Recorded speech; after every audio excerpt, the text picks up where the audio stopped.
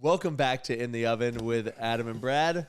What up, y'all? We have a new podcast set up. So comment down below how you feel about this setup. Got these nice orange chairs. Yeah, I know. Very tactile. Yeah. And they swivel. Yeah. So like Adam can kind of swivel. Woo. As long as he talks into the microphone. That's all right. that matters. Morning. But no, I'm really excited about this setup. I think it gives us a lot more like space to move around. Yeah, for sure. Brad and I both fidget a little bit. So being at least able to move your feet a little bit and not kind of kick anything or whatever is nice. So. Yeah. Yeah. And like, I know like tapping the desk, sometimes it'll like reverb in the microphone. Anyway, so I asked the other day on social media for people to send me their trash TV recommendations. And that's the most engagement I think I've ever gotten. Okay. All right.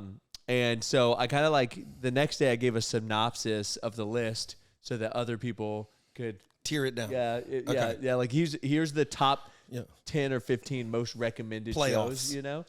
Put it through the playoffs. So, I shared that, but Aubrey really wanted to jump into the Real Housewives of Salt Lake City. Okay. And it's a train wreck. I imagine that it is. I have not ever seen an episode, but I can just. There's a woman on there. Her name is Jen, and her husband is Coach Shaw, and I think he's a coach for either Utah Utes or something like that, or BYU. I don't know where that location is. I don't know. Yeah, but either way, I mean, she is like crazy, like off her rocker, just crazy. Yeah, man. They seem like they would only get the most crazy, pilled up, whatever the hell people. I mean, like, with money. Yeah, with money. With money. There's plenty of them. Well, yeah, and then the interesting thing about the Salt Lake City is just the whole, like, some of them are Mormon, some of them are not Mormon. Yeah. One of the ones that's like a really devout Mormon owns her own alcohol company, which is like very and people have been like, "How do you feel about that?" And she's like, "I'm not drinking the alcohol." Oh, that's tough. Yeah. Okay. So it's interesting though. I mean, it's definitely mindless TV. Like, wow, that's a train wreck. Heck yeah. Know? People entertain themselves all different kinds of ways. Yeah. What were your top like suggestions though? Was that one of them or? Yeah, it was. Okay, because you said you jumped in. That was probably like number 2 or 3 on the list. Right. Number 1 was Vanderpump Rules, and I don't know that. Never heard of it. They're on. I think it's on Peacock, but it's like again this like family that people follow around, and it apparently gets pretty messy. Yeah. Later on, Below Deck was highly recommended, and that's a show where they follow. My mom has told me about that show. Crews of like mega yachts and stuff like that. Yeah. And they like each episode, I think they follow a different crew. So those folks live on they're basically homeless aboard those crew vessels. They just live there. I mean, they'll have like a little something somewhere, but why? They work all year round, you know? Yeah. So that one was heavily recommended. Then ones like we already watched, like Love is Blind. Okay. Was on there. Married at First Sight, which is, similar to Love is Blind, in that aspect of like someone walks down the aisle and you get married and then you. True. So, definitely interesting. But I mean, that was kind of majority of them were just like Love is Blind. Specifically, the UK and Australia are apparently a lot better than the US ones. Okay. And so they just said that people are just a lot more forward and just than the US ones. I feel like everybody's trying to one up each other, and then in real life we're mimicking these behaviors or whatever, and so people are just getting more and more like ratchet for no real reason other than I don't know. Crazy. Well, yeah, that's kind of like that whole diagram that says like the middle people are still in the middle, but the extremes have moved so far away that it seems like most people are like on a different side than they used to be on. Yeah, well, and people want to identify or whatever. They want part of their personality to be just these abrasivenesses about them. Like, that's just how I am. It's like. That's that Jen girl on that show. She literally is like, I'm this way because I just love so hard. And I like, and you're like, no, like you don't get to act that way, right. Yeah, you got to not do that. But it's just funny because, we're flying to Salt Lake City tomorrow up there. So I think it'd be funny if we see some of these places that we see on the TV Yeah, you never show. know, man. You might run into them. Yeah. Go to some ritzy areas in Salt Lake. So, yeah. Y'all are going up there for the photo shoot and stuff? Yeah, so Hydro Jug is doing a launch with Aubrey. And so they have like what do they call it? TP, like Top of Productions, like the first runs of of her stuff go out like as samples. So they're sent so that they can do the photo shoot, and then the bulk order is coming in like 3 weeks from now. So they're ready for the launch. Right. Sweet. And the launch, that's why we're flying at the end of April to Houston to do it. Cool. That launch. Very so, cool. Very cool. So yeah, it's I don't know how much I can talk about.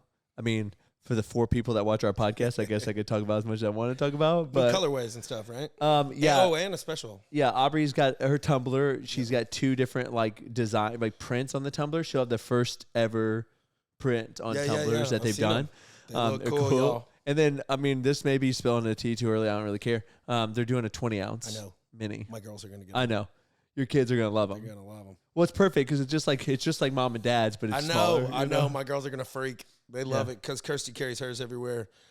Gosh, that's gonna that combo on their website. Yeah, mom-daughter picture. Tell them to get Letty or something. Well, she is. Yeah, that's why. Yeah, so Letty's coming up there for those stuff. Yes, so. I can't imagine a woman with a daughter not pop, and then any of the male buyers that are buying them as gifts, done. Yeah, say less. Yeah. So I know that's going to do really well for them. Plus, there's times when you're going somewhere that you don't want to bring 40 ounces of liquid with you. This pillow's hot. Huh? This pillow's hot. Oh, is it? Notes for next time. Get you a cooling pillow. Yeah, there we go. Go ahead. No, like there's, I was saying that there's times when you don't really want to bring 40 ounces of liquid with you. Sure. If you want to ice coffee, you don't want to put it in this because it's right. So I mean, I do, but no, but yeah, no, I agree with you. That's why I don't carry mine as much because it's like. I just want like a little small amount of water for the however long I'm away from water. Yeah. Yeah. So, but no, I think that this is going to do really well for them, and I'm really excited. We love Hydro Jug. We've been with them like from the very early on stage. I think like probably since like 2017, 2018 time frame. Yeah, very cool guys. I got to meet them when we went out there and we were looking for co-manufacturers and stuff. So good luck, boys. Yeah. So that's exciting. Always have fun. We have some fun stuff planned where they're going to take us to a Utah Jazz game and we're sitting in box seats. Yeah. And I'm excited about that. I've never experienced box seats before. Yep. Well, that higher living, that seeing what's possible, fully let it. I mean, I know we all know, but like just experience it when you go and you meet these people and you're like, you living like this? Not that you think they're better, but you're like, well, I can operate at least as well as this guy, right? We're similar. You living like this? Yeah. That's what really set my mind up, was actually going and meeting, because you get stuck in Panama City and you meet wealthy people, but most everybody here is like, oh, your great-grandfather owned all of the town. Yeah. Yeah. Or whatever. There's always these, well, to me, it just like, and growing up, that was to me kind of how money was. You just kind of either made a lot of it from like a job or you inherited it. And like, you make it, but you don't have to make it at a job. I learned that type of stuff. But so I was like, I had a ceiling, and it was like kind of, $100,000 a year was like a lot of money. Right. And now that a month times a bunch is a lot of money. Right. Like, I don't know, man. So it's just different. And it's just because I've seen people, or I've met these people, these high income earners and stuff like that at some of these events, like, box seats or whatever. So see who all's there. But you just meet them and you go, okay, cool. And it's beneficial because if they like you, then you're like, oh, let's do business together. Right. People, and then that obviously helps you take a huge leap. But it's just kind of going like, I need to step it up. I am like being like a lazy bones because this guy's not so much better than me. Right, I'm being, so. Yeah, a lot of people, why certain groups and networking is really beneficial is just because it really just like lights the fire underneath you to be like, oh, I can be doing more, Yep. Well, I think when people go to those events and it, without getting into the whole motivation versus discipline, if it lights you up and really goes like, I'm going to crush it, normally what goes through my head immediately is, you're not, because that fire is going to go out as soon as you leave. But if you go to the event with the mindset of like, find people that are 100% better than you, and if you find them, then you can quit. Yeah. And be honest with them. But it's like, well, that guy's really good at sales, but I'm better with numbers, or he doesn't have good people skills, or, you know, I've already built a team, so I got a team, or I've got a name in the market, or whatever it is, man. Then you'll go, maybe I'm just being like, maybe not even lazy. Maybe I'm just running in that hamster wheel, or maybe I'm just doing it. You're just going to go, okay. Or pushing in the wrong spots, you know? Yeah, I'm like not this far behind you, but economically I am. So like, I got to do something. I got to shake it up. Yeah. That was just always eye-opening to me, you know? And you go, you have how many businesses? And then you're like, oh, you're like basically on the board. You go and what did we do this month? And why did we do it like this? Okay, what's our plan of action? Yeah. Get involved where you need to, read the P&Ls, move on. I mean, I wound up doing that just by seeing that you could do it, right? You know, and it's like, oh, okay, cool. So anyways, live it up at the box seat game. Didn't mean to take away from that. No, yeah. That's what I always got out of those type of events. Like networking was more eye-opening than, I mean, I don't do a ton of business, but I've gotten a ton of business referrals, truthfully. I don't do a ton of business with folks I've met, but I like necessarily at the networking, but they've introduced me to people that I have done. Okay. That's how I got developers and stuff like that. Right, yeah. And then I think, so we have the box seats for that game, and then I think we're going like sledding or something like that with Letty. Oh yeah, because they got some new snow. Yeah, you were they just got snow up there. So yeah, we went to rent a car, and it was like, there are no cars essentially for like big spring break, man. A lot of folks go skiing and stuff for spring break. So. Well, like I even like so I mean we always use Hertz. It's just easy because I have everything set up, and I even had to like start checking other people, like other memberships, and there was like nothing available. So we had to go down the street. Oh just that's right. You told me 5 miles down the road. There's another Hertz, and we're just gonna pick up from there, and then I have it to return. You didn't want a Turo?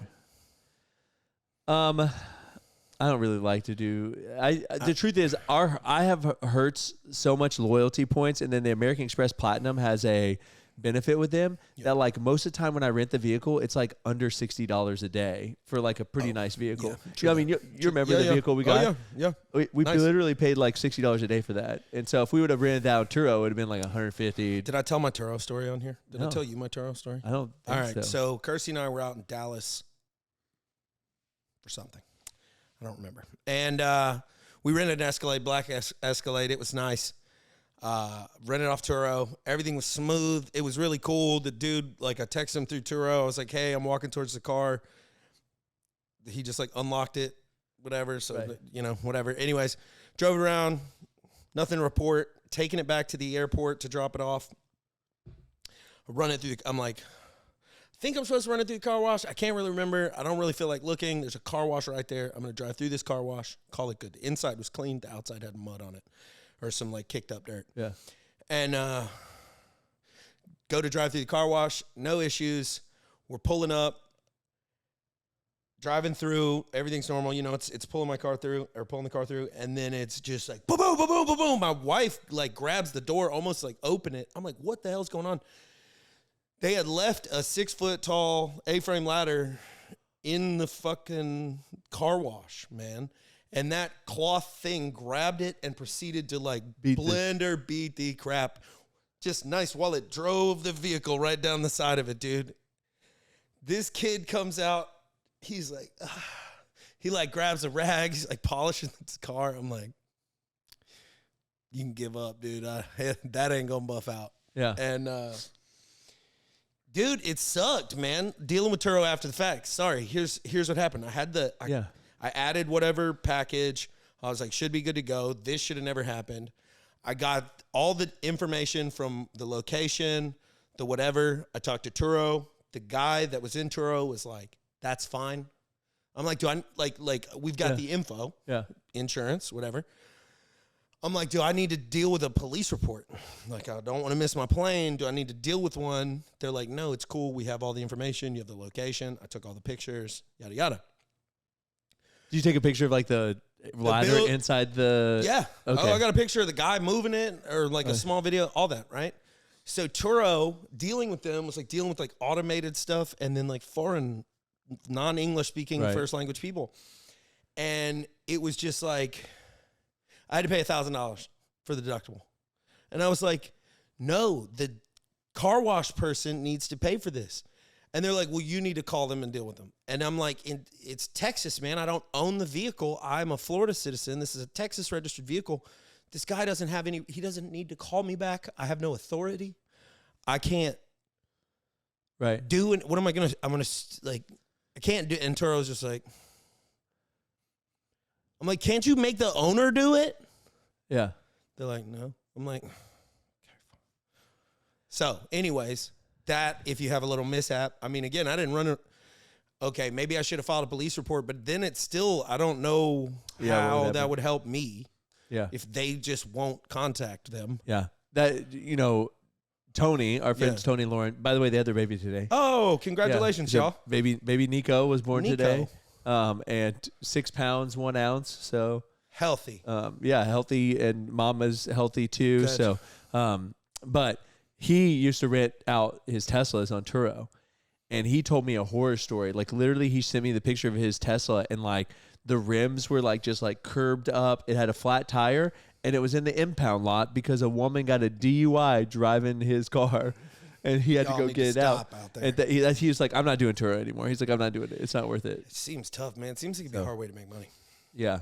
Yeah, I mean, I also heard that's really hard if you don't buy the cars outright, because a lot of like lease programs, they like loans, they don't they don't want you to sublease out like during a loan, cuz it's not a commercial loan, it's not a commercial vehicle. I don't know. Yeah. So how does that work? I wonder on the insurance side of things, cuz like I bet you insurance you need like. Yeah, I looked into it one time because like I had some friends that were very interested in Turo. You do need special insurance. Yeah, I bet you need special insurance. If you have insurance through like a normal carrier, then and you don't have this special like rental car insurance, they can essentially drop you at any point. If they find out. So there's renegade stuff going on out there. Oh yeah, for sure. Yeah, definitely. But yeah, so I guess I just stick with Hertz because it's like, I do that. Let's go. So. What else we got? I couldn't imagine though, like you had to pay $1,000. I had to pay $1,000. Yeah, I mean it sucked, but whatever. It was. I mean, I just. Yeah, rather be done with it. Live and learn. So, I saw an article the other day that said that most teens report feeling happy or peaceful when they go without smartphones, and it's like a Pew study or something like that. Yup. So, it's interesting that. That's Andrew Huberman would tell you that too, right? The dopamine spikes. Yeah. Yeah. Yeah, I mean, I think that we're seeing the first generation like raised with phones. Yep. Because like I was 16 years old when I got my first cell phone, and it was not a smartphone. Like a smartphone probably didn't come around until I was probably about 20, right? So they've only been around for 16, 17 years. So like we're seeing the first group of kids that are kind of been like, raised up through like Liam's age and a little bit older, like the first people. Well, it's constant stimulation. Yeah. So like in our generation, it changed very quickly. It's changing extremely quickly now. But like our parents had to wait for information. If you wanted to know something, nobody knew it. Yeah. Somebody had to go look it up at the library, which meant the barrier of entry was a lot of people just didn't know shit. Yeah. Well, and even the exceptionally inquisitive did, but they still took forever to go find the information. Right. Well, now the exceptionally inquisitive can learn all kinds of stuff really fast, and it makes you ADD because you don't want to wait on the other people. Yeah. Sometimes. That's my biggest issue. Is that I have that problem too? Is like, I got it. Can we skip forward? Like. Cool, I understand everything you're about to tell me. Like, can we skip it? But yeah, I mean, we have all this stuff on demand all the time. But then on the other side of that, some of that stimulation all the time is like emotional stimulation. Yeah. I mean, I get it too. I'm looking, I tear up or whatever. Dude, like every time you feel those feelings, chemicals are being released in your body. Right. And like, so it feels good or bad or whatever. When you come off the other side of that, you don't have those dopamine releases. I don't know what the chemical's called, but you feel like addicts. They feel like they're in pain. And I don't even mean physical pain. I mean the lack of not having that thing in your life. Yeah. Like a longing, like a separation. Yeah. Feels like death of someone. It's like a pain. And so yeah, going without your phone for a long period of time. Yeah. I mean, you'll probably feel like bored as hell for a little bit. Right. And any reason to, you know, if you can feel that, like any reason, like, hey, I just need to.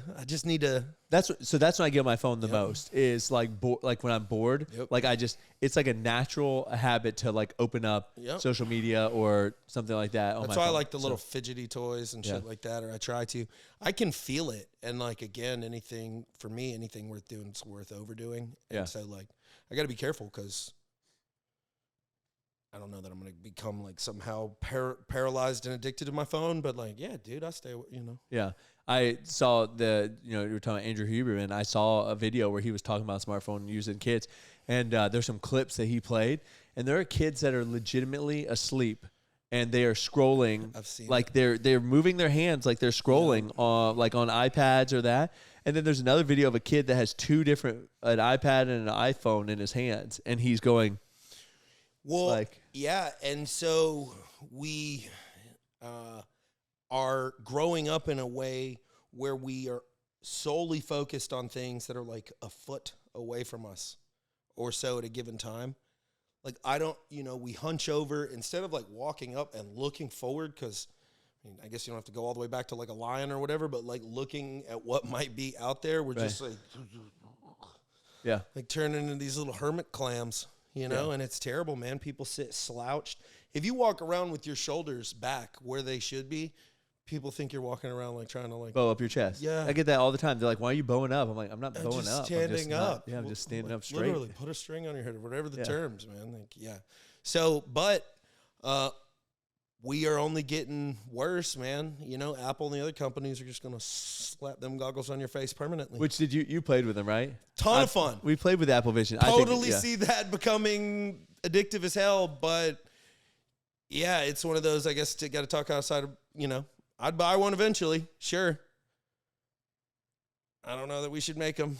I think it'd be very helpful for certain things. Like it would be very helpful for like tutorial videos, like while you're actually doing something. Mm-hmm. I think it'd be very helpful. I think there's like they'll learn how to play piano in there. But what's going to happen is just people are going to essentially have a phone always up while they're talking to you. And you're never going to have someone's full attention anymore because they're watching TikTok videos or they're watching a YouTube video. That will be the first step it's my son. My son plays Fortnite. And we'll have YouTube videos going on while he's playing Fortnite and might be like doing something else, trying to, if I don't catch him and kick him off. Yeah. Like, I'll be like, dude, what are you doing? Yeah. And I'll be like, what? If there's like the slightest load screen, it's just like. Right. And, we've weaned him off, but like, yeah, if I just kind of give him free reign, it's like I go in there, kid will have screens going everywhere if he could. People don't know how to be bored. No, at all. They don't know how to entertain their mind. The Incredibles 2, Screenslaver. Yeah. They're just like, when you first get into boredom and you're like, I want to grab my phone. Once you push through that, it's actually very peaceful to be like, I don't need anything happening right now. I can just exist. A regular old book, not even an electric book. Yeah. Or not even a book I ever have to plug in, just a regular paperback, hardcover book. I like that. I like to color. I like to do all kinds of shit to try to just like chill the F out. Normally I'm like reading on my computer, watching videos on stuff, something like that. But and a lot of what people consume, because you just see what's out there. It's like fights and war and negative stuff, mildly to fully pornographic stuff. It's just like it's extremes, right? It's like dopamine hit, it's like getting high. Yeah, and then your life, you're not getting those hits in your real life, right? So then your life sucks, and now you're depressed. Get up, go exercise. Which camera am I looking at? Get up, go exercise. It brings up what the point you made earlier on is actually a point that Aubrey made to me probably like, I don't even know, 6 months ago. She was like, I just don't think it's healthy that in a matter of like a couple minute span, I can laugh, cry, feel like I'm learning something, get sad again, get angry at a situation, and then go back to laughing. She goes all in like a couple minutes as you're scrolling. You just your emotions are chemicals going out of control, right? And then we feel it in our regular life. We're unhappy, we're sad, we're unstable or emotional, or got to be a contributing factor of people's anxiety.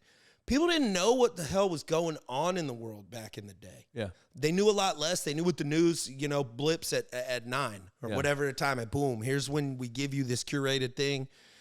Now it's like, oh, you want to see 9 people beheaded in some country today? Because here it is. Doosh. Or like, bombings or whatever. Yeah, so. I mean, I pulled up the news articles for us before this started, and like, there's literally like every hour there's a different news article. There was one about death, carnage, mayhem. Yeah, the kids that died in the bus crash. This is gonna end. The doom and gloom. Tune into the news. Tune back in. Well, fear cells. Yeah, be afraid. What causes emotion cells, right? Really dopamine cells. Right. Anything that causes extreme dopamine surges. Yeah.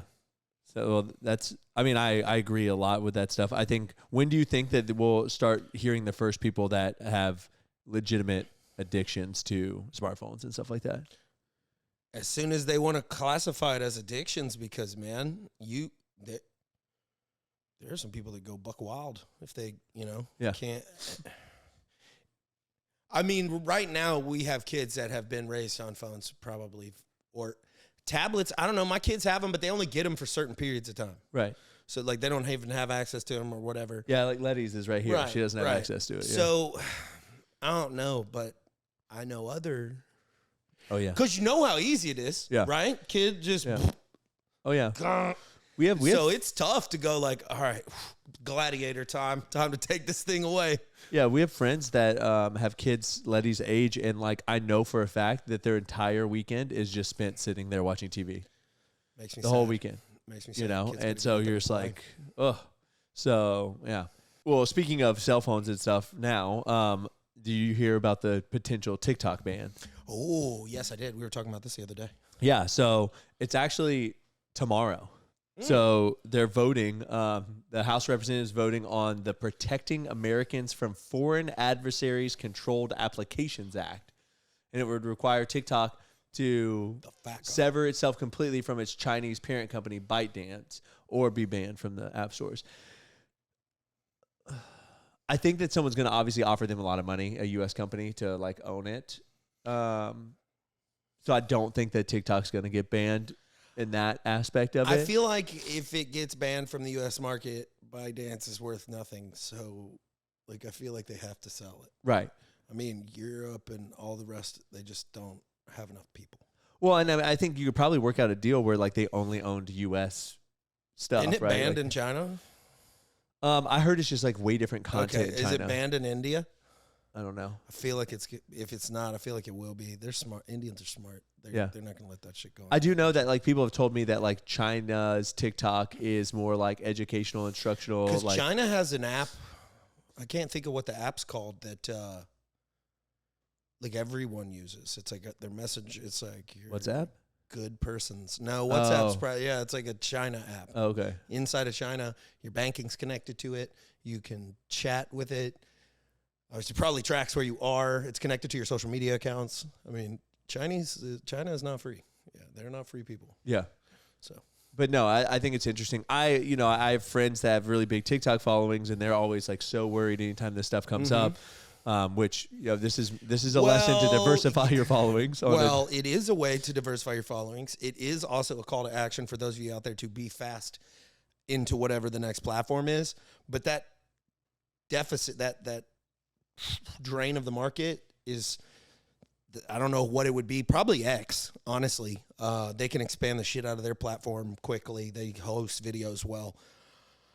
Yeah, just be ready. Also, those of you out there that don't have a following, realize that a huge shift like this means you can be an early adopter of whatever the platform is. And that's the easiest way to get followers. Yes. Yeah. So, because majority of the time when people download a new platform, they're consuming, not creating. That's right. So, yeah, I mean, I think that's why Fat and Weird grew so be rapidly. Ready. Either be ready to move, bob or weave, or be ready to jump in the game. If you're a new content creator or a new person out there wanting to get your brand. even the use like content creator, you kind of got to get loose with that because like, not just that there's levels, but it's like, dude, if you have a business, it doesn't cost anything. Like, like just get your phone out and post about your business, talk about yourself, do whatever you need to do. Start, because it's coming. Yeah. I mean, it's here, but like, well, personal brands are very important. Like your brand, how you are presented on social media. I think there are some companies now that literally, they go look at your social media to decide. I have done business with people that let's say I'm looking for a product or a service. If you got, I don't need like overly cool technical, but like clean, crisp, like web presence, then if it's between somebody videos that looks really good or even a high track record and somebody that I can feel personally connected with quickly before that first call, I'm going to go with the guys with videos. Yeah. I kind of get your style. I know whether or not I'm going to like talking with you. Does that make sense? Yeah. No, I mean, it's our biggest complaint about Riser's equipment is like their videos are from like 1980, I swear. Yeah. Well, and even then though, I mean like, let's say you are a real estate agent or a barber, right? Ronnie was in here, whatever. You can go like, oh yeah, that's the guy I'd like to be around for a little while he's cutting my hair. Right. Yeah. Because you never know who you're going to get unless you have a barber. Right. Pick a business, pick an industry. That's what it comes down to on there. And it's so easy, dude. Like, yeah. So. I agree 100%.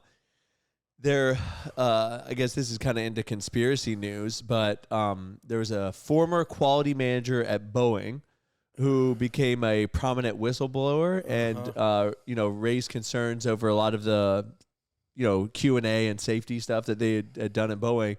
And he was found dead Saturday for what appeared to be a self-inflicted gunshot wound. I don't know. I heard that he was supposed to testify soon. However, I mean, obviously, if he's a whistleblower, he has information. Sure. So very interesting that he big companies, man, big old companies like, I don't know. Once who knows? People go off the rails all the time, but maybe they don't. Maybe they're all murdered. I don't know. I mean, I think the whole joke about who was it? The Clintons, and like they've known. Well, that's what I mean. It kind of depends on what level we're talking, but like, there's allegations against a lot of organizations, and I think, it's very real, man. People wind up suicided all the time. Yeah, and like, I just think you'd be surprised. I mean, Google it, look it up.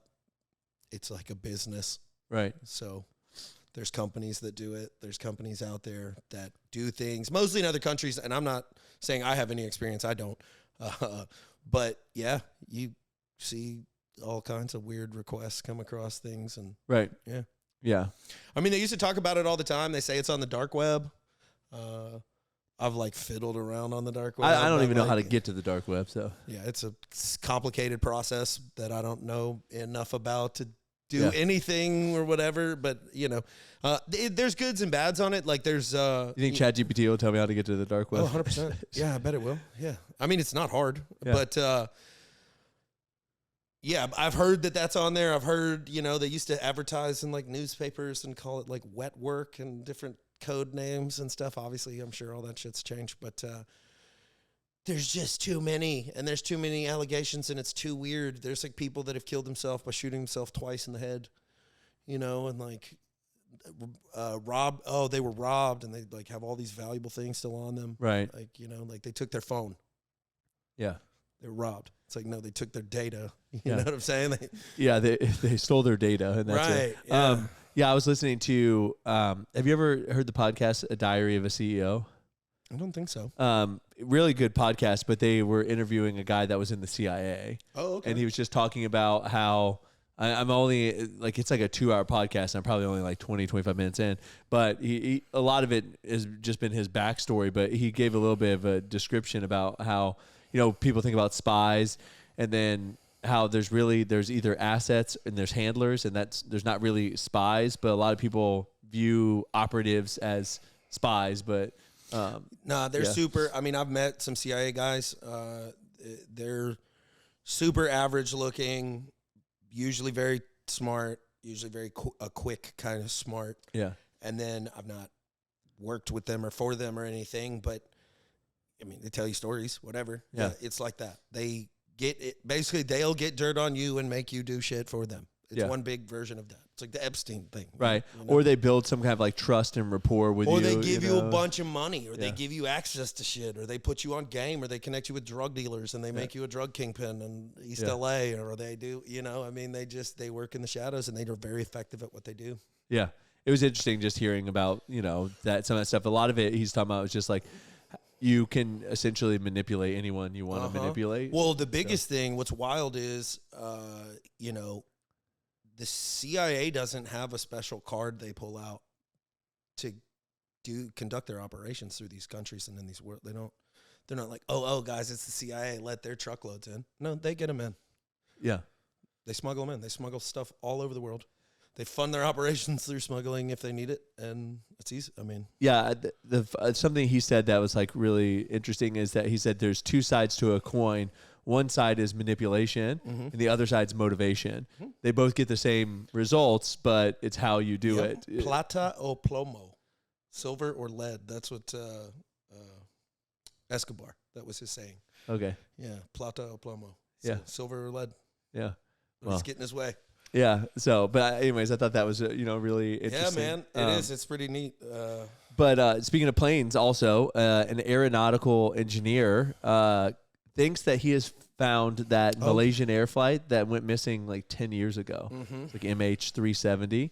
And so I thought that was just like really cool. I can't wait for hopefully more information to come out about it because they didn't really share that much. They said that he needed some more search in an area to like really determine if he was right. But yeah, it's still wild to me that a whole plane can go missing. Period. A whole ass plane can go missing on the Earth's face. Like, it's not a sub. That feels like hard to find. Well, and like we track airplanes all the time. Yeah, like I mean, if you can't, we know it's in the water. We know it's in the, but it just was like, bloop.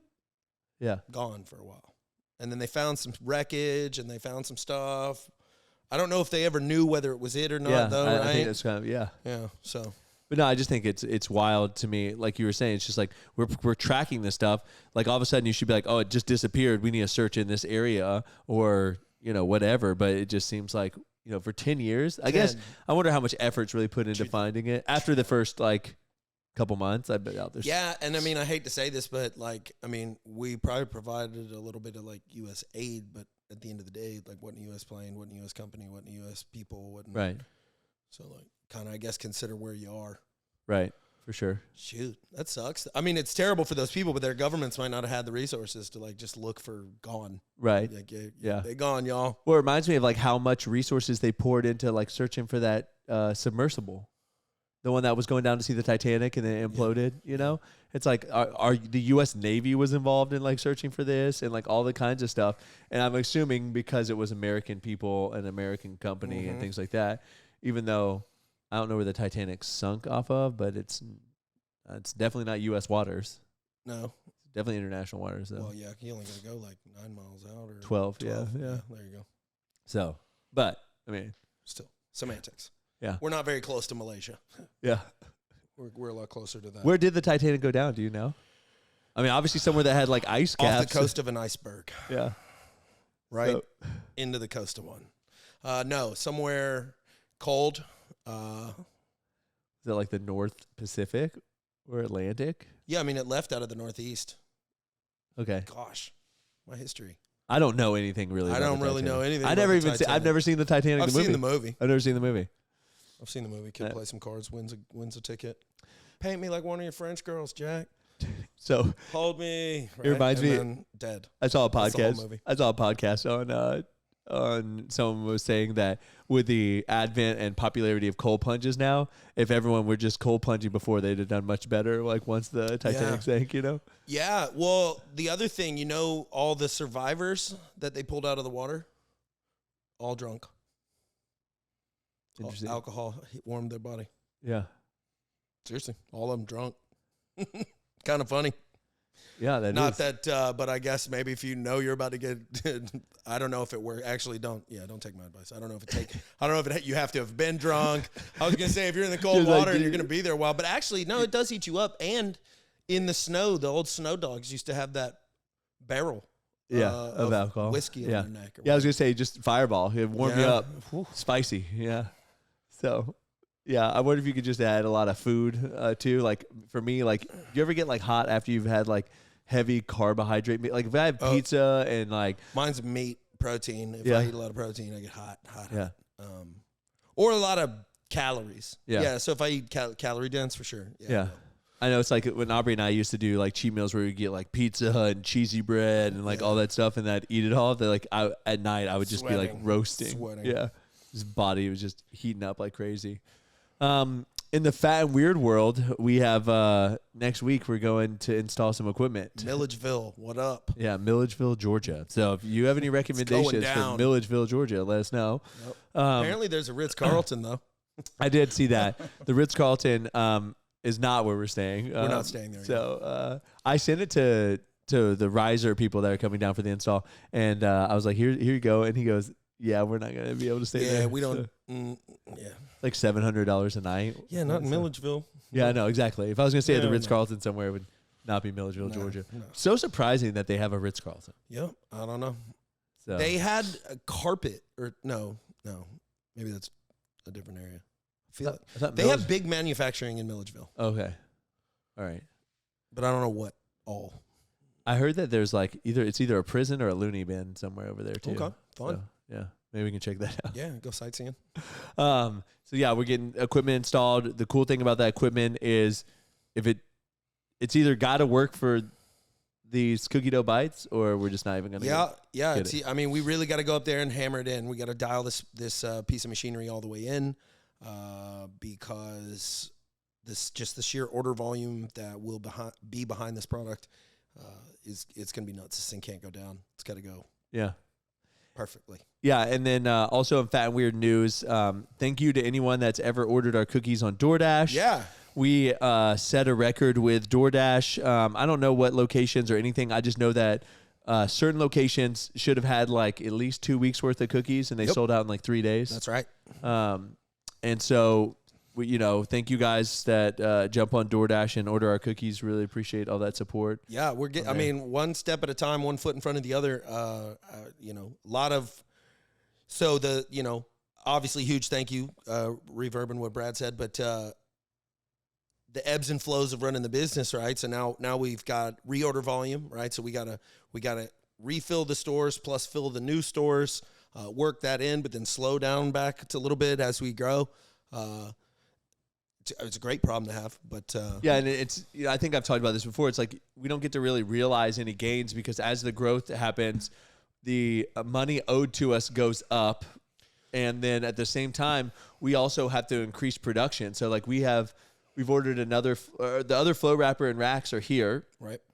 We had to spend quite a bit of money on that, and then we have another rack oven coming, so we have to spend money on that. So it's like it seems like every time you like get to the next level, you have to reinvest, and you don't get to be like, yeah, I've made it, So, yeah. Well, but we're pretty well through the thick of it. Yeah. I mean, we've got the guns in place, so to speak, and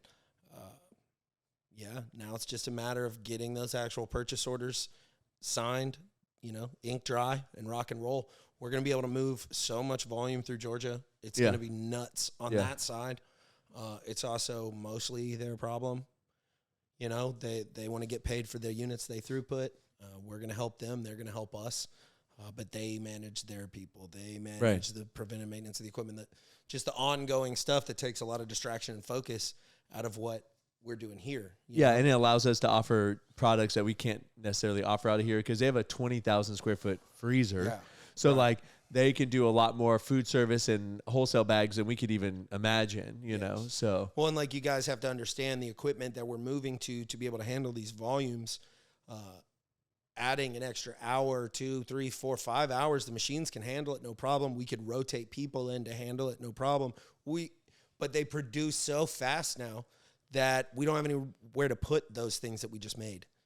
So Yeah, we're working on that. Yeah, and then also like I know our mixers are big for like for most people. Like mixing 200 pounds of dough at one time is a lot of dough. Yep. However, those machines can produce cookies so fast that like we actually probably need like 1,000 or 1,500 pound mixers, which is actually I think they have 1,500 pound mixers what they got at Peach State, because it doesn't take you incrementally longer to do a 1,500 pound batch as a 200 pound batch, and you obviously have like 7 times the output. It may take you twice or 3 times as long, but you get 7 times the output. So that's another thing that we'll have to work through here eventually. Potentially, I don't know. We may just, like I said, be set up to continue just doing what we're doing here and doing more baked cookies out of here for people like DoorDash and GoPuff and some of those other accounts that we are working on. So, but no, I just want to give you guys, I know a few times people like Max watch this and they want to hear some business updates. So setting some records on DoorDash, the entire executive board pretty much knows who Fat and Weird Cookie is. Yeah, it's super exciting. So, our company being listed by name at a company meeting like that is pretty big for us. Pretty excited. We're in the process. We've shipped cookies, or we're in the process of shipping cookies over there to them to say, just, hey, thanks for working with us. But that just opens up so many more opportunities, that not just them, but that platform, learning what everyone is doing. Brad and I are both out there learning the markets, obviously figuring out how we can direct this business, but there's people doing some cool stuff with like ghost kitchens and apps and this and that. Right. And like, there's just a lot of angles. We're going to dominate in the retail space very quickly because there's no competitors. But there are new ways to sell things where there aren't really competitors either. Right. And so that's kind of cool. Yeah, I mean, with the ability of what we have to go out of this kitchen, like we could easily. Well, and we can fulfill. So like we can ship straight. We can do some, so we're moving to standardizing our package offerings and stuff like that. So we can adjust our minimum maximums as when we build the addition. Or we can even get temporary freezer storage. We can have whole things full of it. So, Yeah, I think that's with entrepreneurship, the biggest struggle is like balancing out like all this stuff that you have to do, like all the things that are coming up and handling your growth and the expansion and kind of mitigating the risks and finding the potential like pitfalls and trying to like get around them.